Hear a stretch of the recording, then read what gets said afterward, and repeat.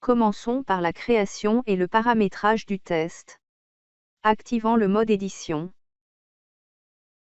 Dans la section souhaitée, on clique sur le bouton « Ajouter une activité ou une ressource ». Puis, choisir l'activité « Test ». Introduisons le titre et éventuellement une description. Précisons les paramètres temporels. Ouverture, fermeture et le temps alloué au test. Si c'est pour une évaluation sommative, le nombre de tentatives est 1 et la précision de la note de passage est inutile. Dans la mise en page, on indique le nombre de questions par page. Une question par page décourage le partage des copies d'écran entre les candidats. Comme on précise le mode de navigation entre celles-ci.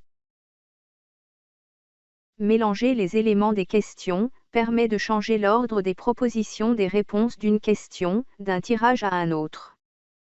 Choisir les options de relecture adaptées à la finalité du test.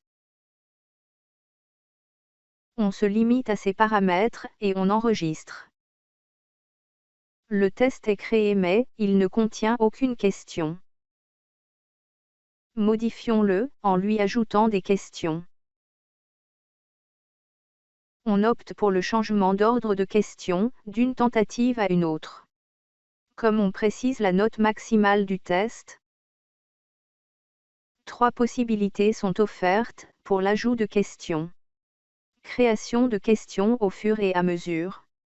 Le choix par sélection ou d'une façon aléatoire à partir d'une banque de questions. Ajout par création. Dans la liste proposée, on choisit le type de la question à ajouter.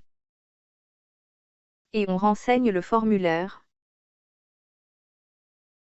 Voyons comment utiliser la banque de questions. Dans la roue dentée, on clique sur le lien « Plus ». On voit bien qu'on peut créer et gérer des questions et des catégories.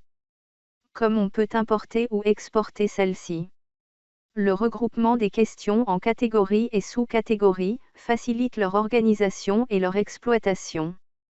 Par exemple, si le cours est composé de plusieurs parties et chaque partie vise des objectifs spécifiques.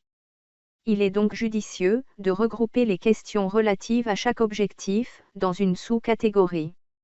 Pratiquement, dans la catégorie du cours, on ajoute des sous-catégories.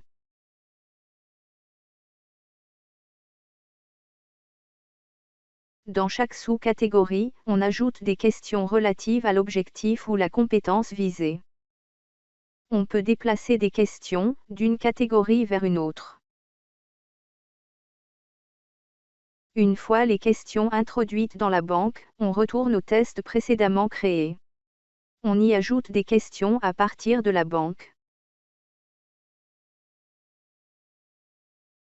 On peut sélectionner la totalité ou une partie de la liste des questions proposées.